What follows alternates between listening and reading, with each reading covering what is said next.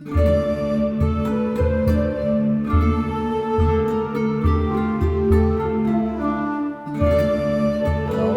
welcome back. Saturday, October 3rd, 2015. We just opened up two more packs, packs 5 and 6 if you will, of our Animal Crossing Amiibo Cards.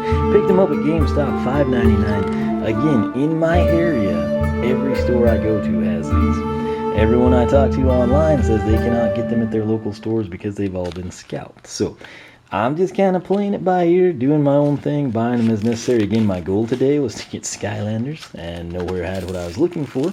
And subsequently, I was like, I don't know if I should get these or not. Don't really have the money for it. Kind of want to complete the set. Don't even have the game. Really enjoy Animal Crossing. Couldn't get Skylanders. Justification type of a purchase, if that makes any sense. So, for those of you that really want these and have been telling me everywhere it's sold out, I guess you can live vicariously through this. Video now, I guess, number 4, and packs 7 and 8. So, something that I have realized now as we opened up the last two packs, 5 and 6, I guess, is that the cards seem to be in reverse order. So, essentially, this card right here is going to be our special card every time. It's going to be, what, like 1 through 18 or somewhere in that range. Next card would be, you know, like 19, 20, 30, whatever.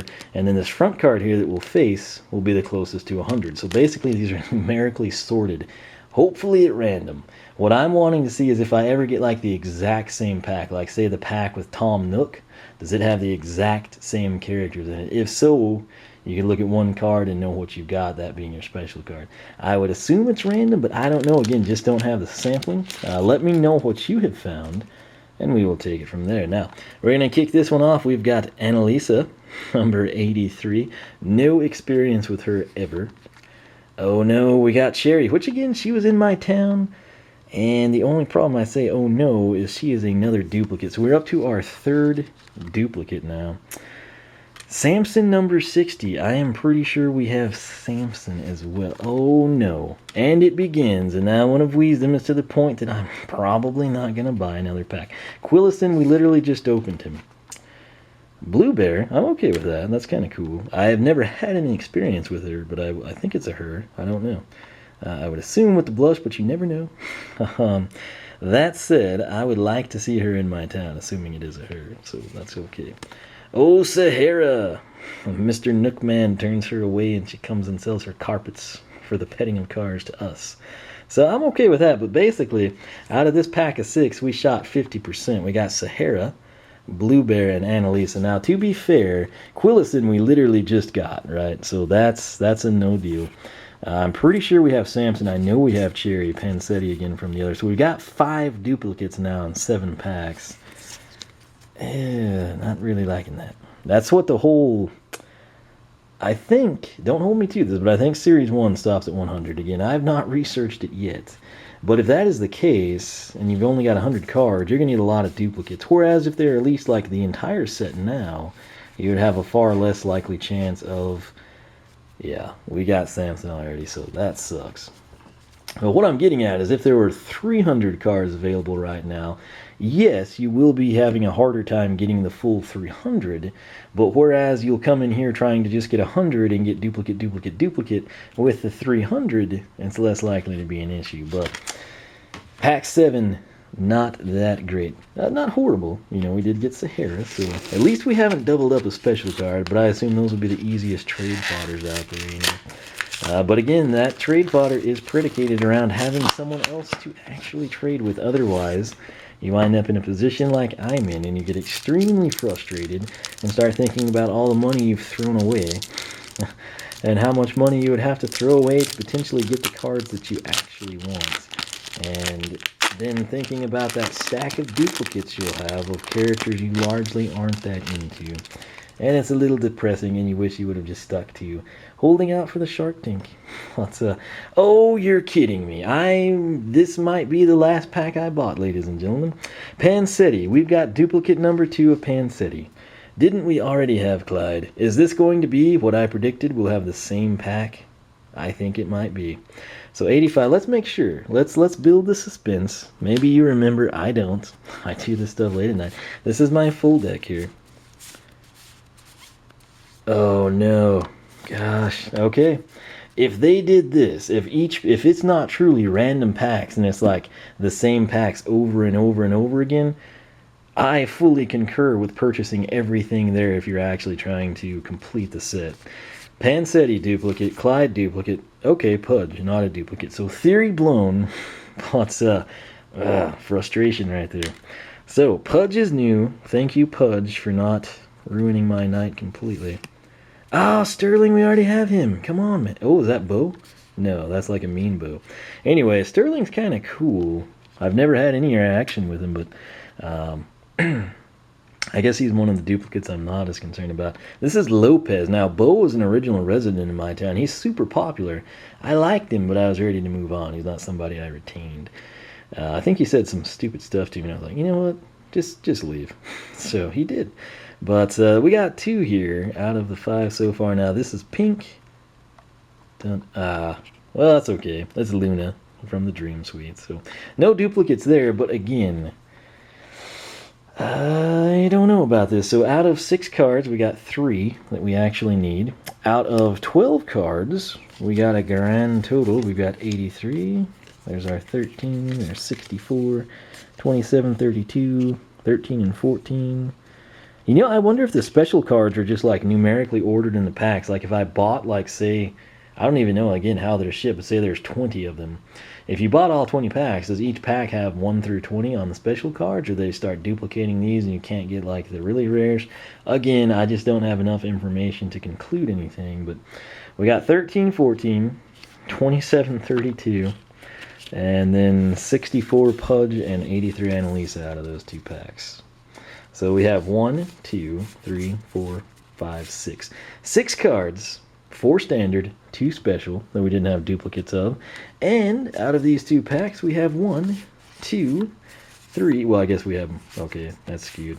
It was 1, 2, 3, I guess, out of there. So I don't know. It's not looking good. It's not looking good. And the sad thing is I've not researched it to even know like what characters are currently not in this portion of the deck, you know, type of a deal. So I really need to take some time and do that. I think I'm going to have to now before we proceed. But let's go ahead. I'm going to pull these 2 specials. We'll sort these in the deck to give you a little extra time here.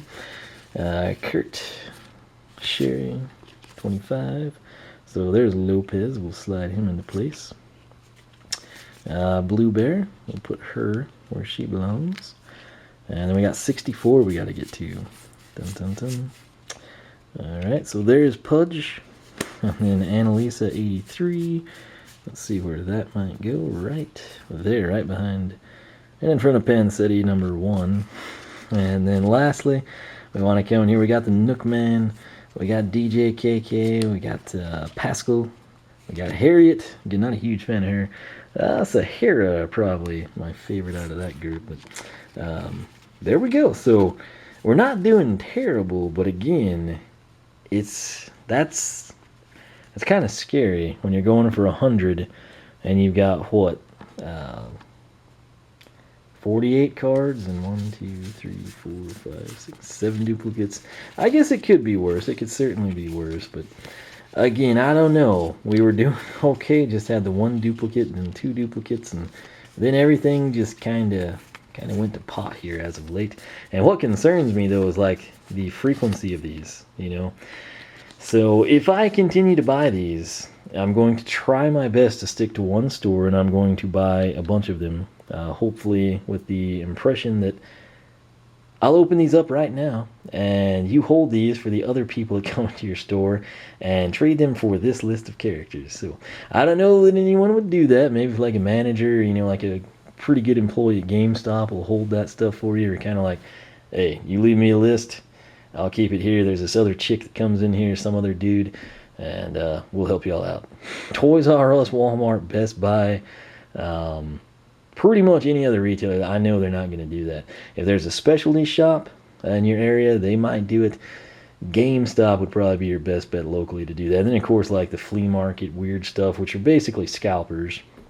But they are, I mean, in that instance, if you're just trading around and they really want Quillison or something, or they've got a client that's like, get me Quillison, he's my favorite villager, you can work it out. But again, that takes time and effort, and again, I feel like these are a bit overpriced. I really do, but at the same time, I'm buying them because for whatever reason, I really, really enjoy Animal Crossing.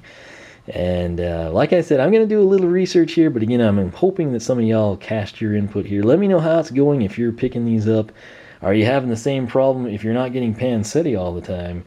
Is there another character that I haven't picked up and you're like, every other pack has this person, and it's frustrating you? Have you gotten to a point where you're like, I'm going to spend a small fortune and have a ton of crud that I don't even want? Do you have people to trade with? Do you have like some amazing network of local people that you can just show up at some predetermined location and complete deck type of a situation? Because I don't. And that greatly influences what I do. Again, that's why things like Skylanders are so nice. They're all pretty much readily available. There's none of this like, oh, duplicate. Imagine, if you will, like a blind Skylander pack. You come in and you really want Sharpshooter Terrapin, but you don't ever get him. You keep getting Fiesta. And you're like, oh, Fiesta's cool. You get a second Fiesta. You're like, yeah, I can take both paths. By the time you get to like your fifth Fiesta, you're running out of custom paint options. The people that you might know that'll trade for them are like, dude, why do you always get Fiesta? And it gets to a point that you're like, you know what? I'm folding my cards. I'm casting away. We're done. But like I said, they are pretty cool. I will eventually get the game, and then they will actually serve some function aside from just being cool for me to look at and everything. But again, having someone locally to trade with is absolutely your best course of action. Not buy. I guess you could buy them if they're reasonably priced or something. But the main thing is basically just mutual. That person wants a complete deck, you want a complete deck. You have 2 Pansettis, they need Pansetti, you need card number 17, and you just straight up trade. So that's it. I'll quit rambling. Thanks so much for watching. You can follow me on Twitch, follow me on Twitter, like me on Facebook, circle me on Google+, whichever you prefer. Again, please let me know how it's going for you if you can find these. If not, feel free to voice your concerns and or frustrations there. But as always, thanks for watching. I will catch you back here for more Animal Crossing Amiibo Cards.